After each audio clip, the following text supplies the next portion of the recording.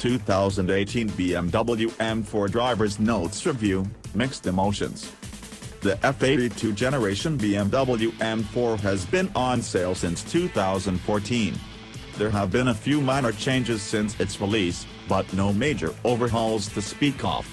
Basically, it's a two-door version of the BMW M3 given the M4 designation to fit BMW's current coupe naming scheme. It's powered by a 3.0-liter twin-turbo inline-six making 444 horsepower and 406 pound-feet of torque. Power is fed to the rear wheels through either a 6-speed manual or a 7-speed DCT. Our tester is loaded up with a number of options. The $4,750 million competition package adds adaptive suspension, 19-inch wheels and black trim on the exterior. Other options include carbon ceramic brakes, a heads-up display and the dual-clutch transmission. Editor-in-Chief Greg Migliore: I would never buy a car this color, Austin yellow. Otherwise, I was charmed in many ways by the BMW M4, even if it has some shortcomings. I drove a similarly equipped Audi RS5 the night before and preferred the styling inside and out to the BMW. I also think the Audi's driving experience is a bit better. The M4 felt a touch rougher. At low speeds it was a little uncomfortable with disconcerting gear hunting. To get to the point, I draped the RS5 a bit ahead of the M4. A- for the Audi, B+ for the Bimmer. I bet they're comparable on a track. That being said, I'd look long and hard at the M4 if I were in the market for this kind of sports car. BMW's coupes have a dynamic and a presence that is singular and engaging. The steering, which I usually tune to Sport or Sport Plus, is solid. It's the sharpest of this car's quick reflexes. The M carbon ceramic brakes are tight. Be careful, jab them too quickly and you'll be pulled forward in the seat. On the back straight of the M1 concourse in Michigan, the S's of New York's Monticello or another track that requires strong braking, I bet they'd save my butt. The 3.0-liter twin power 6 feels potent, sounds grumbly and has plenty of firepower. I was less enamored with the double-clutch gearbox, but hey, that's the way the world works these days. The voluptuous styling is well-proportioned and makes a statement.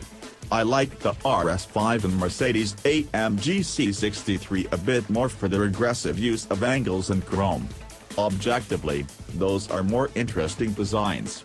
Personally, I like the M4. That's my analysis of this segment.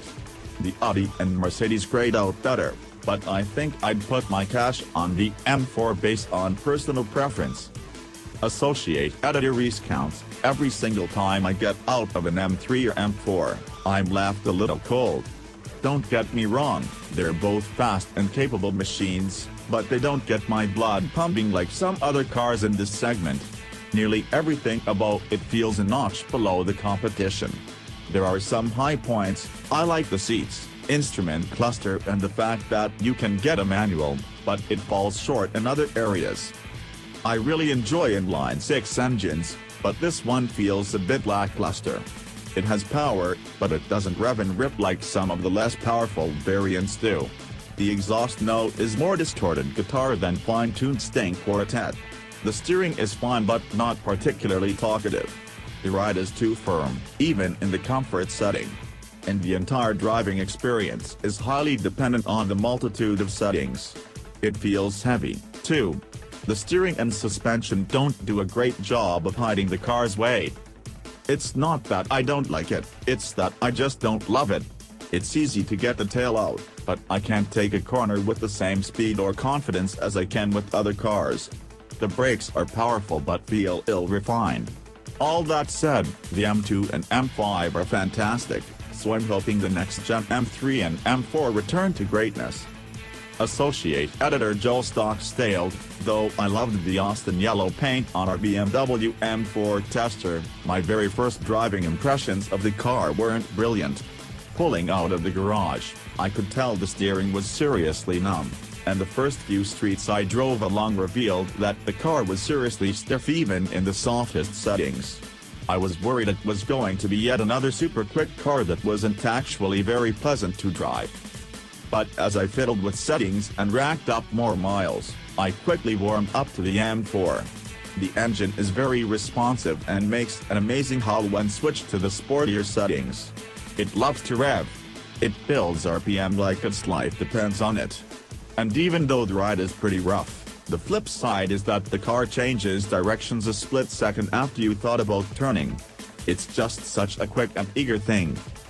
As for the rest of the car, it's impressively practical with a large trunk and a back seat that would probably work well in a pinch, or at least for a bunch of extra cargo. The visibility is great, and the seats are comfy. The dash design is pretty much typical BMW. It's fine but not exciting.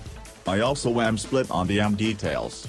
I rather like the seatbelt accents, but I think the light-up M4 logos in the seat backs are just absurd. Still, it's an all-around enjoyable car that just needs a little more feedback to be truly amazing.